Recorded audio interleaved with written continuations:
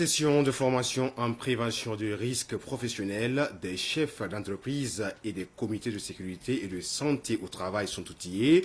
La formation se tient à la direction régionale de la Caisse nationale de sécurité sociale du Kadiogo.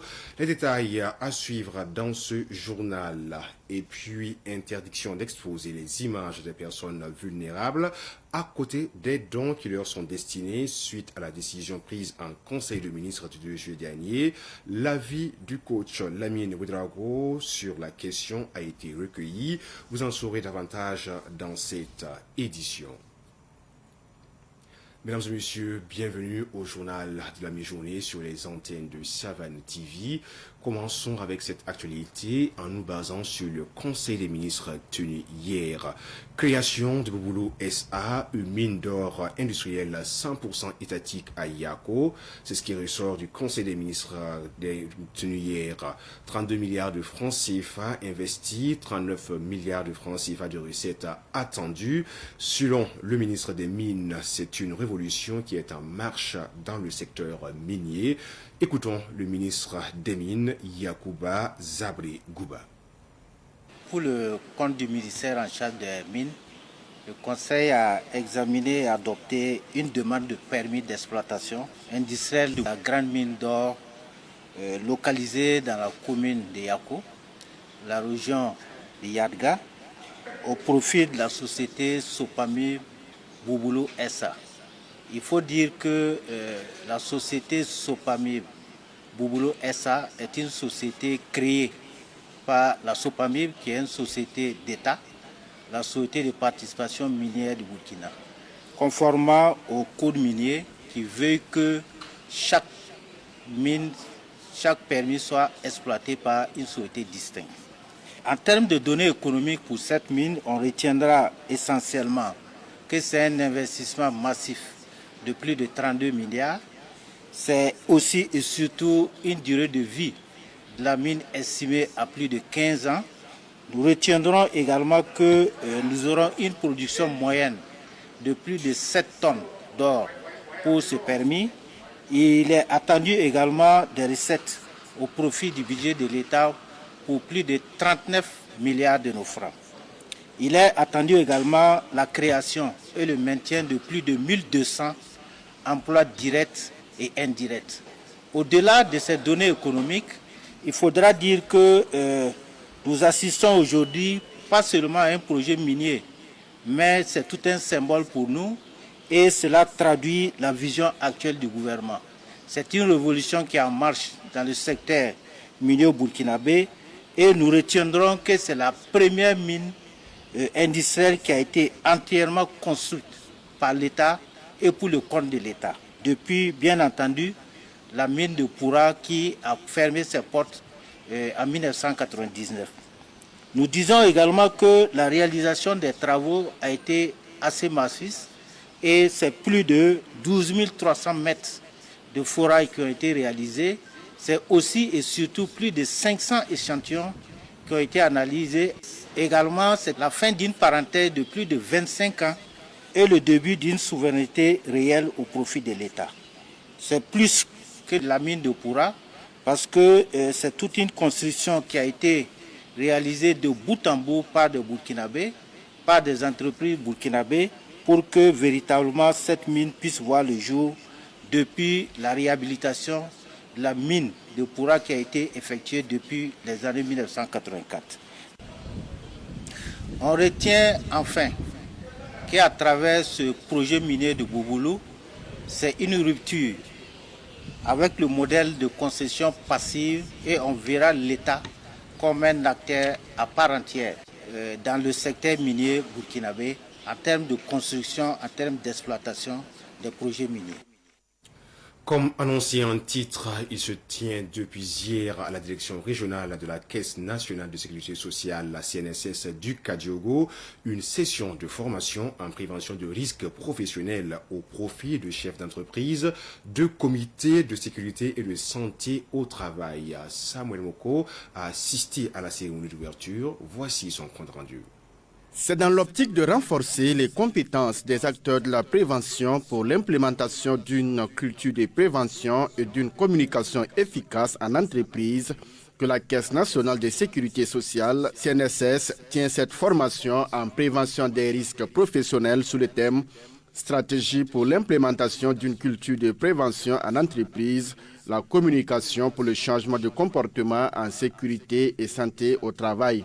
La communication n'est pas toujours, en tout cas, utilisée comme moyen pour vraiment changer les comportements. Voilà donc raison pour laquelle nous avons trouvé nécessaire, au regard de l'état des lieux sur le terrain, nous avons beaucoup de risques qui arrivent, beaucoup d'accidents du travail. Et il est vraiment important que nous puissions inverser les tendances et faire en sorte que la communication ait toute sa place.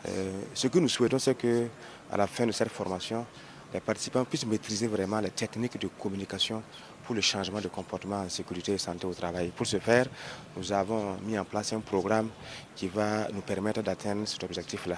Et nous avons également mis en contribution des experts en communication qui vont nous donner les rudiments nécessaires et faire en sorte que dans chaque entreprise, l'ensemble des responsables de la sécurité et santé au travail, l'ensemble des travailleurs, depuis le chef d'entreprise jusqu'aux travailleurs au plus bas niveau, puissent maîtriser vraiment l'ensemble des rudiments pour pouvoir se comporter de façon sécuritaire. Les participants, quant à eux, attendent beaucoup de cette formation. Nous attendons d'approfondir déjà les moyens et méthodes que l'on a déjà afin de prévenir tous les risques que l'on peut avoir au sein de la SONAVI. La communication est très importante parce que c'est déjà par la communication en fait qu'on fait passer le message. Et apprendre des meilleures méthodes de communication, ça serait vraiment très bénéfique pour nous afin de mieux communiquer, de mieux passer notre message de prévention. La CNSS a saisi l'occasion pour rappeler aux chefs d'entreprise, aux responsables des comités de sécurité au travail et à tous les participants les enjeux liés à la culture de la prévention des risques en entreprise. Les services de douane poursuivent le traque contre la fraude au Burkina Faso. La douane a saisi à Bitou, dans le Nakambé, des produits frauduleux d'une valeur de près de 115 millions de francs CFA. Il s'agit principalement de produits de grande consommation, tels l'huile, le riz, le sucre, y compris des médicaments et herbicides. Ces produits ont été présentés hier à la presse en présence de Fatih Sankara. Des bidons d'huile exposés à perte de vue, des sacs de riz et de sucre, de même que des médicaments. Cette saisie est le fruit d'une opération de contrôle des services douaniers dans la ville de Bitou dans le Nakambé. Ces produits frauduleux, saisis pour la énième fois, démontrent à quel point la fraude représente un défi majeur au Burkina. C'est une opération que nous avons menée dans la nuit du 4 au 5, dans la région du Nakambé, particulièrement ou principalement dans la ville de Bitou. Et nous avons rappelé que sur l'ensemble du territoire, aucune activité contraire aux normes commerciales ne va prospérer. Toute activité de fraude sera donc stoppée. Nous nous sommes rendus compte que dans la ville de Bitou, certains opérateurs économiques véreux ont construit des magasins pour entreposer des produits de contrebande qu'ils acheminent à travers les pays frontaliers. Et donc, nous avons fait cette descente. Et nous nous sommes rendus compte qu'effectivement, ce sont des produits qui sont entreposés en dehors des procédures, dépourvus de tout document. Nous avons donc saisi ces produits.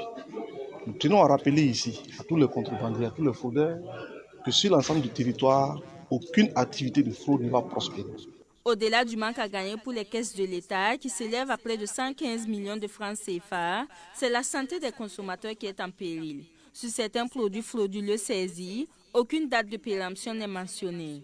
L'origine et la qualité de ces produits ne sont pas garanties. C'est avec vraiment beaucoup de désolation, nous avons constaté du sucre où l'origine est écrite France, avec des écritures arabes. Bon, il y a quand même une contradiction. Et puis, nous n'avons pas vu les dates de péremption. Lorsqu'il s'agit des denrées alimentaires, il faut quand même donner des dates limites où ces produits peuvent être consommés. Malheureusement, ces sacs sont dépourvus de ces informations. Et laisser ces produits sur l'ensemble du territoire, sur le marché, évidemment, nous mettons en péril la santé des honnêtes citoyens. Donc, c'est vraiment avec beaucoup de regrets. Et j'interpelle une fois de plus encore les importateurs qui s'adonnent à cette pratique d'arrêter. La Direction générale de la douane interpelle toujours et réaffirme sa détermination à lutter contre la fraude et le commerce illicite. Enseignement supérieur à présent, double consécration pour l'étudiant burkinabé au Maroc, Daouda Sina. Étudiant à Casablanca au Maroc, il a brillamment soutenu de mémoire lui permettant d'obtenir à la fois un diplôme d'ingénieur d'État et un master en architecture urbaine.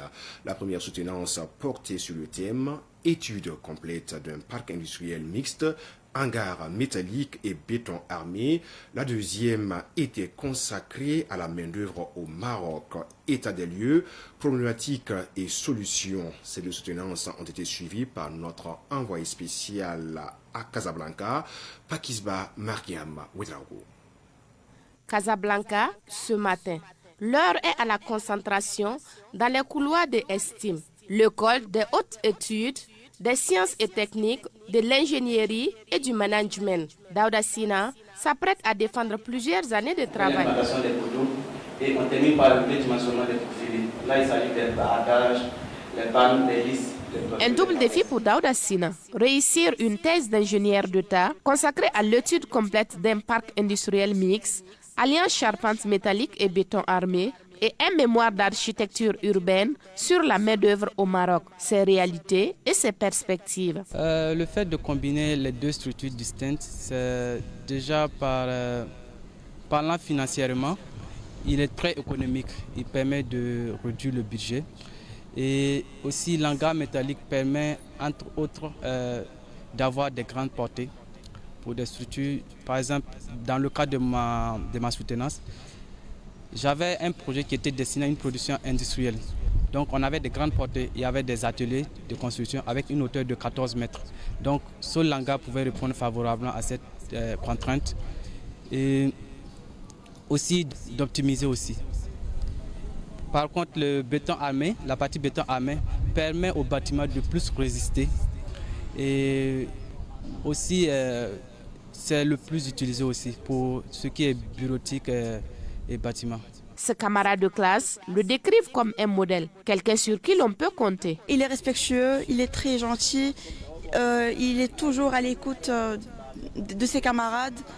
Il nous aide, il est toujours avec nous et surtout il est un peu fou, il rigole trop, il fait de l'ambiance dans la classe, il est respectueux surtout et c'est mon meilleur camarade de classe. Il était vraiment hyper stressé mais il ne dort jamais.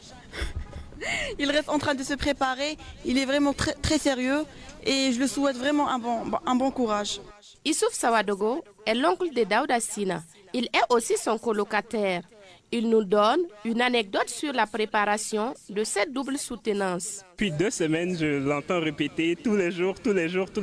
Donc c'est juste une étape incroyable et une étape à franchir. Et c'est un plaisir pour moi de voir concrétiser l'un de ses rêves, l'un de ses projets, parce qu'il en rêve déjà depuis plusieurs mois, mais ces 2 dernières semaines c'était des étapes essentielles parce qu'il a dû revoir son mémoire, revoir avec son encadrant, faire des corrections. Et vraiment, en tant qu'étudiant, ayant préparé aussi un mémoire, je sais que c'est pas facile. Une délégation a effectué le déplacement depuis le Burkina Faso pour soutenir l'étudiant Daouda Sina. Un enfant en milite, c'est qu'il a fait, il nous montre le verment quand il est ici, il ne s'amuse pas, il ne dort pas comme les autres. Ce qu'il a fait ici, ça nous montre que lui ne dort pas. S'il dormait ici, c'est qu'il a montré son matin, on ne doit pas nous montrer ça. Et nous sommes très contents avec lui. On lui souhaite toujours en bonne santé et bon état de faire tout plus que ça.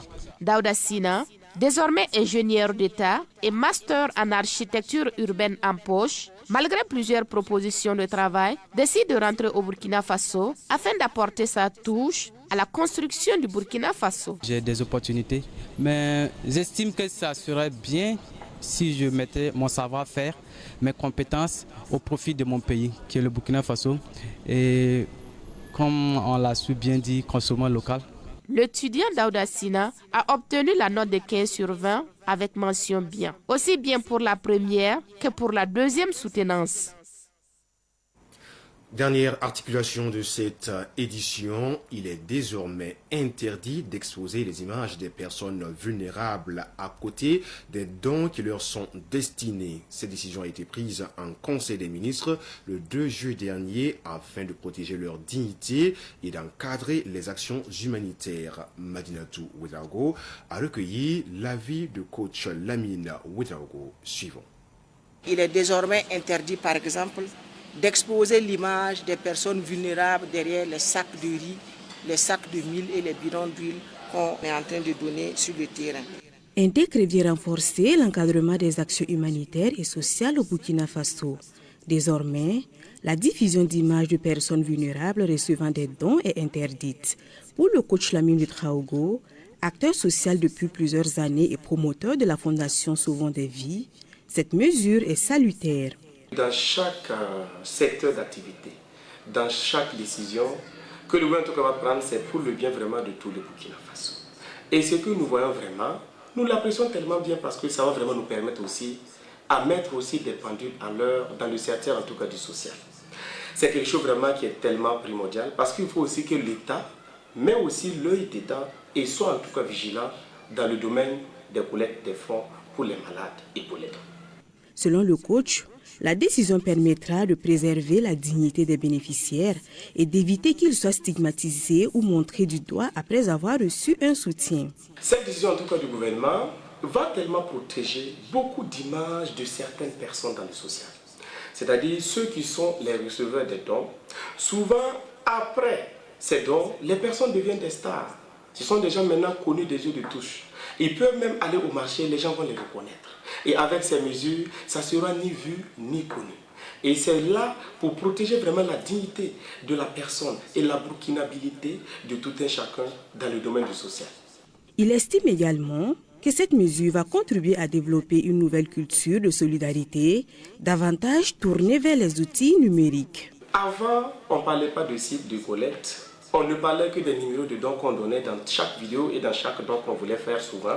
Et ça maintenant, ça va permettre maintenant qu'on met maintenant les sites en avant. Ça va tout changer parce que maintenant, on sera obligé de cultiver maintenant les gens à aller contribuer sur les sites que le gouvernement a mis en place et maintenant d'être tellement vigilant si les sites en tout cas appartiennent à l'État burkinabé.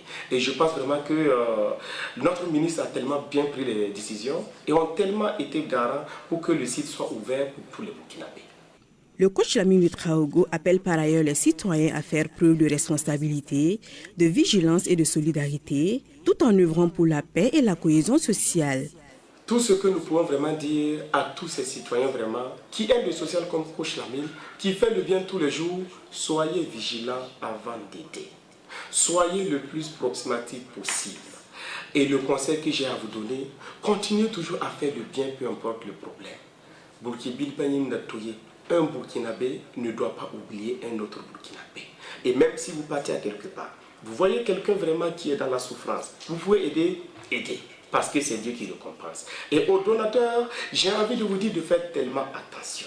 Donc chacun, avant de contribuer, avant d'œuvrer dans le social, soyez vigilants, soyez vraiment respectifs et soyez vraiment des Burkinabés qui sauvent des Burkinabés et pas des Burkinabés qui détruisent des Burkinabés. Mais n'oubliez pas, vos actions, même les plus petites, peuvent encore sauver d'autres personnes. Que ce soit 50 francs, 1000 francs, l'État ne peut pas tout faire. Donc, on a besoin de la population et des donateurs. À côté du décret, la collecte de fonds pour soutenir les personnes vulnérables sont conditionnées à part l'obtention d'autorisation. Les citoyens sont donc invités à privilégier la plateforme des Messira pour toute collecte de fonds destinés à des actions de solidarité. Et c'est la fin de cette édition, mesdames et messieurs. Merci à vous qui l'avez suivi. On vous retrouve très prochainement, toujours avec le même plaisir et la même passion sur les antennes de Savan TV. Excellent après-midi à tous et à chacun.